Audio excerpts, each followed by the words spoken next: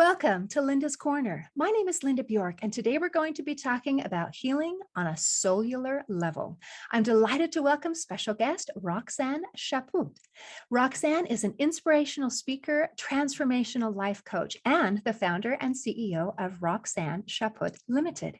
You can reach Roxanne at her website, roxannechaput.com, and I'll include a link in the description. Welcome, Roxanne. I'm so glad that you could join with me today. Thank you for having me, Linda. I'm so excited to be here. I am delighted to be learning from you, talking about healing on a cellular/solar level. And I love that. I would like to get to know you a little bit more and why this became your passion. Why do you do what you do? Absolutely. So I just kind of had this deep knowingness inside of me since I was a little girl that I was meant to serve humanity on a greater level. I always kind of felt called and I was always very receptive to energy. I could always feel energetic presence. I was very good at following my intuition and kind of following that sense of who I was. And going through life and conditionings and conformities that kind of befall us as we transition through life, I kind of lost touch with that a little bit as I kind of ventured into life. And I always really wanted to resonate with someone, and I would always ask my family and friends, like, do you have this feeling, like this burning feeling that you're meant to do something, like you're being called to serve, really, essentially. And they're like, oh no, like I don't know what that feeling is, like I'm going to be a doctor or lawyer. I'm like, that's great, but like, do you have like that additional feeling that you just like you're being called to do something? And I never really found anyone that resonated with me, so I just felt like maybe those feelings weren't accurate. Like maybe something was just within me that I felt that, but it really wasn't something that I was being called to do. You start questioning things and kind of doubting your path a little bit along the way, I think. And I went through, some unhealthy relationships to a very unhealthy marriage where I ended up leaving with my three beautiful children. And shortly after that, I had experienced four near-death experiences. And at each point of that, like they were kind of like pivotal moments, really, where they kind of allowed me to awaken a little bit further into my journey and allowed me to embark on my self-mastery journey, and really ended up leading me back to the path that I was always meant to be on, and which was healing others. Wow, that is amazing. I think that it is a beautiful gift that you had at a very early age to be able to recognize that you have a calling in life. You have a mission, something that you can do specifically that maybe nobody else can feel that particular mission. You have something that you need to do. And isn't it interesting how we doubt ourselves? Because I know I've struggled with that. Like I'm nobody, and what are you talking about? And do I have anything of offer or of value to offer? And those kinds of thoughts. So it's I guess it's very normal to go through those, but I'm sorry, and I'm sorry for your relationships and near death experiences. That's really scary.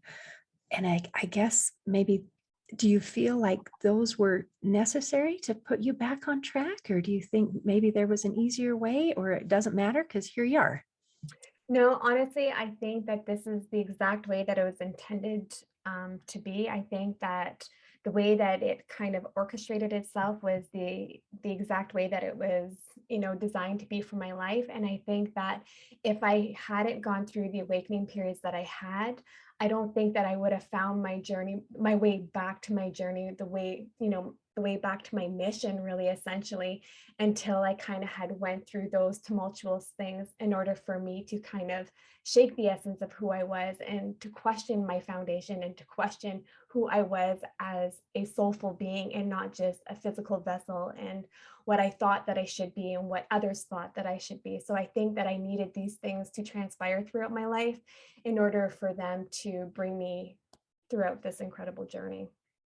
That is a beautiful message. And I think that can help people have some courage when they're going through their hard things, to maybe say, maybe there's something in this to help me be able to complete what I am really sent here to do, because we do matter. I love the way that C.S. Lewis puts it. He says, we are not mortal beings having a spiritual experience. We are spiritual beings having a mortal experience. And so that's kind of a beautiful message that you share. Now, I know you have a lot of certifications you have done. Once you decided and just rediscovered what your mission is, you have done a lot of effort and research and studying and learning so that you could hone your skills and be able to help other people. So I would love to hear kind of what you do now that you've decided this is who I am, this is how I'm going to help people, and how do you do it? Right. And I think that, coming from the first near death experiences really allowed me to kind of delve into the realm of life coaching and love coaching and to really enlighten others on their inner power and being able to empower them and inspire them to live their life that they soulfully desire, opposed to just what the conditionings that had befallen them. So that is kind of where that work had kind of started to manifest itself. However, the energy healing and the spiritual guidance and the shamanism really came to me in dream state, and I had this beautiful reoccurring dream for almost 4 months straight. And I am of Indigenous cultures here in Canada, so I am French and Native, which is called a Métis culture here in Canada.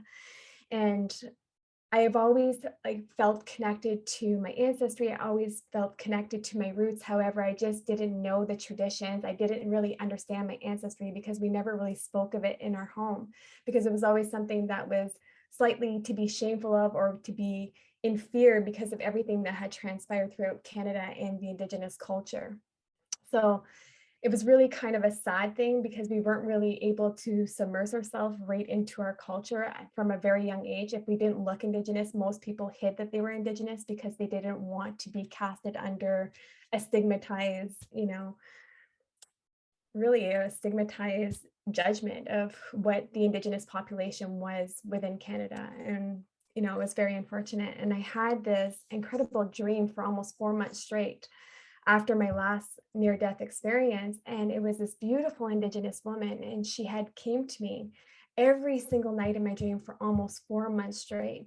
And she was standing in front of this ravina, and she had teepees beside her, and she had her arms extended to me, and she was hymning this beautiful melancholy song. And the connection to her felt like she was of my great grandmother descent. It was like a maternal grandmother connection. It was so warm. I was such at peace with her. And I just remember the tranquility that kind of had, exuded throughout my body. And I just remember her chanting this incredible hymn to me. And I would wake up in the morning and I started chanting this hymn, and my partner was like, wow, like that is so beautiful. Like it's a beautiful song. Like this is what she sings to me every single night. And he's like, wow, he's like, I've never heard that before. I'm like either have I. I said, so I'm like trying to Shazam it. Maybe subconsciously I had picked up the song and it was, interpreting into my dreams. So, and I do dream interpretation, and I still wasn't able to kind of decipher what was transpiring with her. And so anyways, yeah, for almost 4 months straight, she came to me every single night, and I had connected with one of my elders in my community, in the Métis community here. And I had told him of my dream, and I told him of the song that she was chanting to me. And he said, oh my goodness. He said, we haven't heard that healing song, like the tribal healing song, for over 100 years in our culture. Like my great grandfather and my grandfather used to chant this to me, but we never used it as a healing song. And it's been like over 100 years. And I was like, oh my goodness. Like, he's like, but it's not the exact same song. It's like, the intro part of it was like the same, but then there was different keynotes that weren't the same as like the traditional song. And I was like, well, where would I have gotten that from? And he said, well, she's telling you to come and heal. She's telling you to follow your ancestry and to kind of come to the land, come to heal. And I'm like, come to the heal, where am I going? Like, what am I doing? I don't fully understand like the vision or the dream. And he's like, it's going to come to you.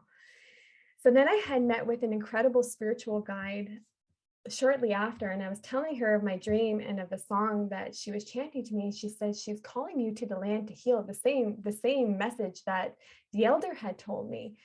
And she said, you're meant to be a shaman, you're meant to be healing others. And as soon as she told me that, it was like an instant click. I knew right away, but I was like, where am I going? What am I doing? Like, give me some insight. She's like, it'll come to you in dream state. And, after that moment, it was just like, I knew exactly what I was meant to do in that sense, that I knew that I needed to contend with, the lineage of where I came from. I knew that I needed to heal on the grounds that she was kind of sending me through my dreams. And the last night that I received the dream, I had woke up in the morning and I told my partner, I said, listen, I'm being called to come and heal. I need to go to the land and heal.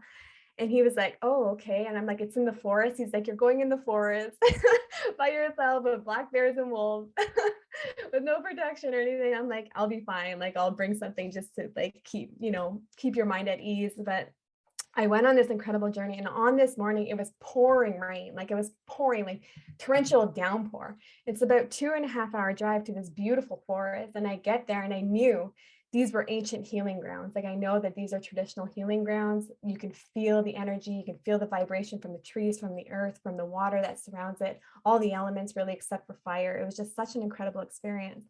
And I walk upon like this beautiful rock and I knew it was a healing rock. And I sat on this healing rock and I did a smudging ceremony. So for those that aren't of Indigenous culture or haven't smudged before, a smudging ceremony is ordered to cleanse your energy, cleanse your soul, and to kind of be one with your spirit. And a lot of times you'll burn sage, you'll burn cedar, you'll burn tobacco, you'll burn palo santo. It just depends on the culture. And I'm saging on this incredible rock, and mind you, it's pouring rain. And all of a sudden, a deer, a bunny, a little chipmunk, and there's hummingbird flying from tree to tree. And I was like, wow, that's really strange because hummingbirds don't usually fly when it's pouring rain. Like when it's drizzling, you'll see them still flying, but not when it's pouring rain like that. And I'm sitting on this rock, and after like almost 4 hours, the rock was damp when I got there. Like the moss on it was damp, like it had been exposed to like the rain.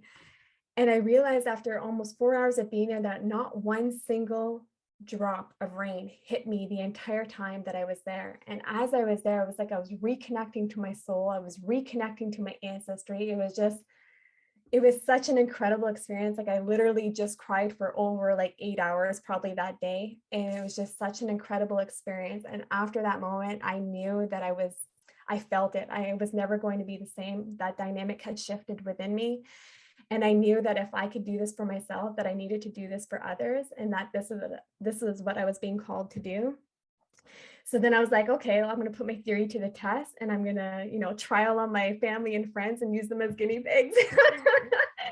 And so, a few of them enlisted, and we went on this incredible journey, and the exact same effect had on every single one of them, and none of their lives were the same after that. So then I knew that I was meant to do that for the world, and that's when I started opening up to clients. That is beautiful. So within a period of just a few hours, you were able to have this just personal transformation, this incredible experience that changed you, kind of transcendental, I guess. And so how are you able to walk somebody else through this process? Yeah, and I think that, it's so beautiful. And I think becoming a shaman is such an incredible gift that we have within us, and being able to calm and stabilize and to clear disruptions and to clear imprints within our energy field.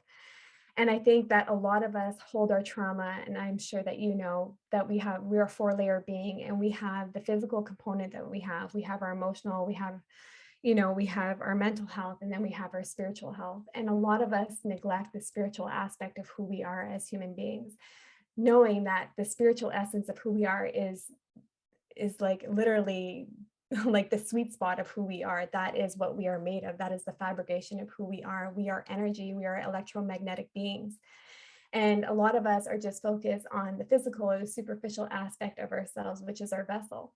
So I think that, when we do counseling and we do all these things that kind of help remedy or give us coping mechanisms in order to kind of, carry us through to the next part of our journey, they never actually affect healing at the cellular level. They never affect healing at our energy levels. It's always something that we are given as tools. And that's why so many of us are continuously activated, because we never really get rid of the disruption, and we never really get rid of the imprint that has been kind of, sitting on us, and that has been kind of creating that ruckus within our body for so long. So for me, it's about kind of using the coaching modality and then using the shamanism and kind of combining these two healing modalities together and affecting healing at all 4 layers of their being, opposed to just one or two.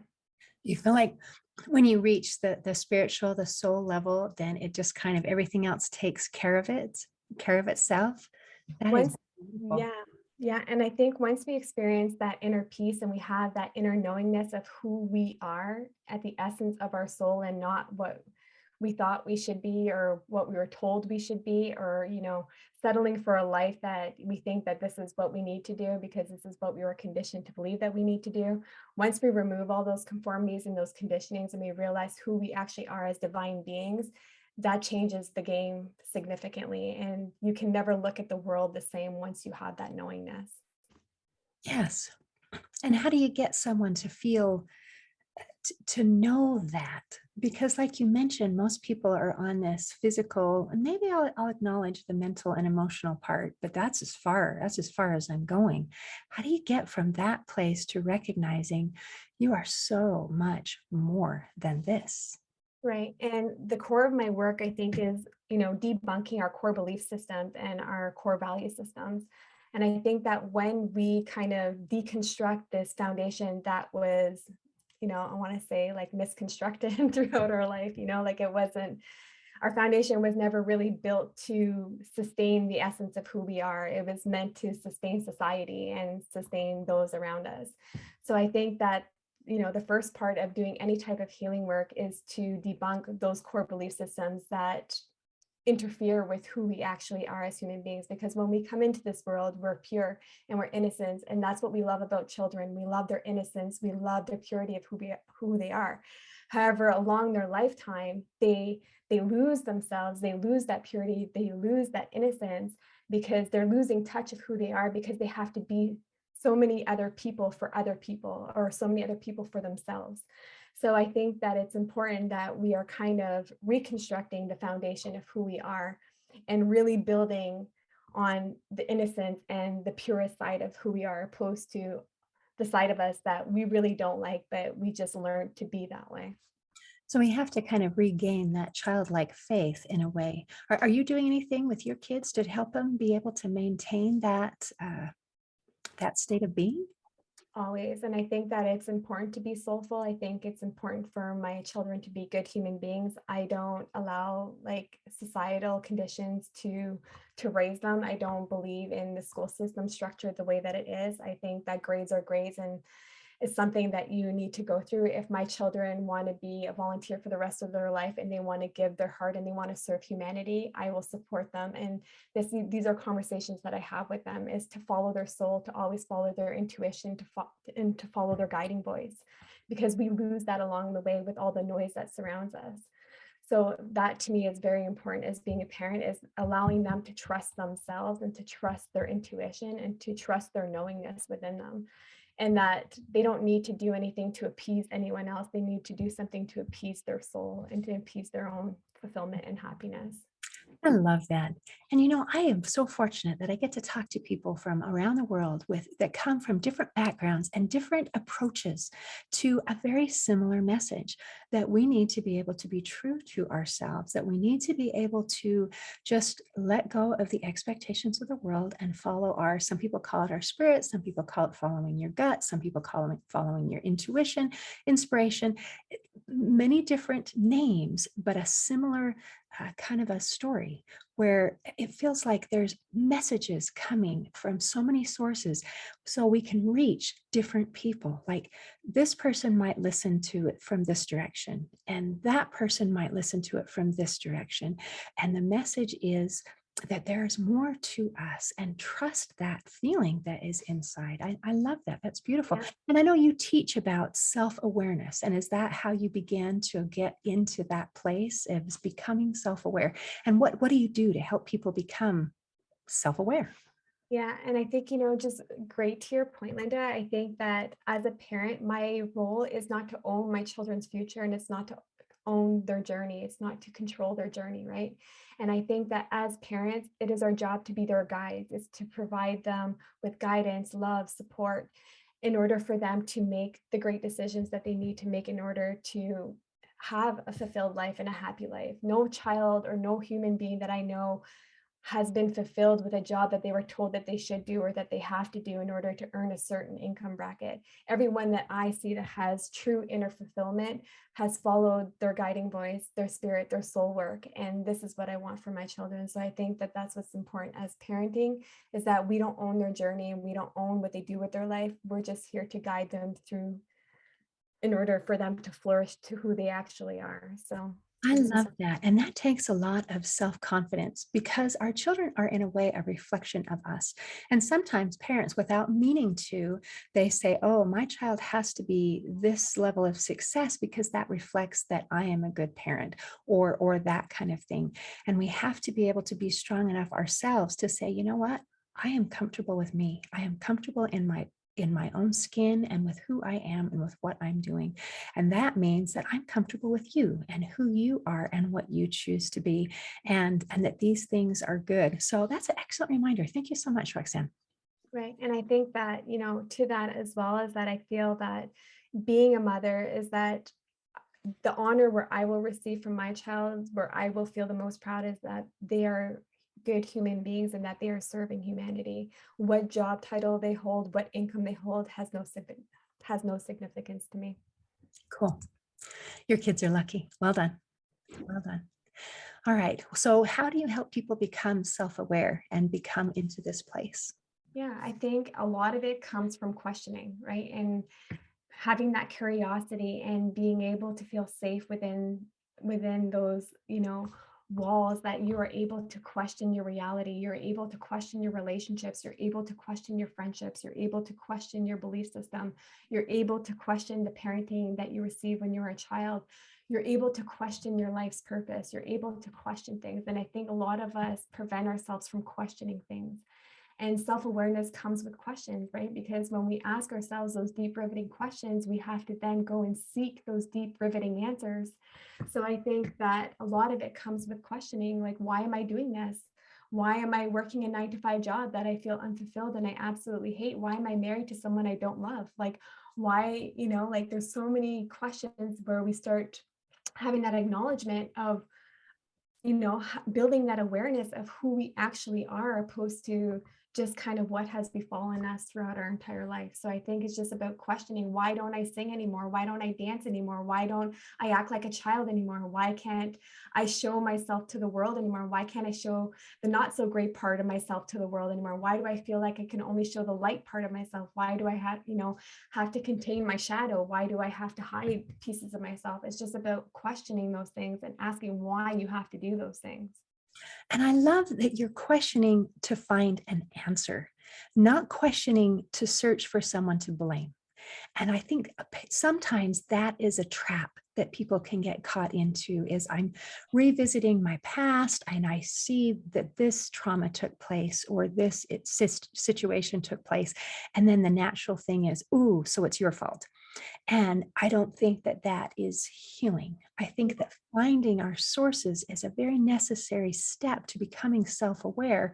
But then it requires an element really of forgiveness, of, okay, so that's where it started, but let's let that go and then move to the next step. So, do you teach about forgiveness? Is that part of the healing process?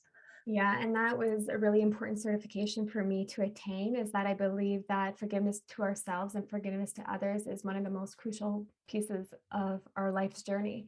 And I think that, this is what I always kind of stipulate when I work with clients, is that I will not work with anyone who's not willing to take accountability for their life and for their choices, no matter what challenges like that they've faced, or any challenges that they've had to undergo, because accountability is the biggest position that we can actually become self-aware, and that we all have a choice in how our life plays out. Regardless if we feel that we don't, we all have a choice in how our life has transpired. We've all were presented choices and we made choices, with the options that we were given. So I think that, even being in an unhealthy marriage or anything of that nature, or having, hostility towards parents or anything of that nature, anything that really has withheld us from really prevailing to who we are, is really about taking accountability, and accountability, understanding that if we want to foster forgiveness and we want to forgive ourselves, the most important piece of that is that we actually have to understand that we are human beings. And just like what we said earlier, is that we are having a human experience and we are meant to make mistakes and we are meant to undergo different life's challenges and tribulations. Life was never intended to be perfect. And our spiritual guides and our animal guides are, feel the exact same way, is that they don't care how our journey kind of turns out. They just want us to experience an incredible physical experience. So I think that when we think of ourselves as human beings and that we hold maybe a piece of non-forgiveness, we have, guilt, or we have resentment, or we have anything of this nature, this really allows it, when we allow it to disrupt our energy, allows it to cause illness within our body.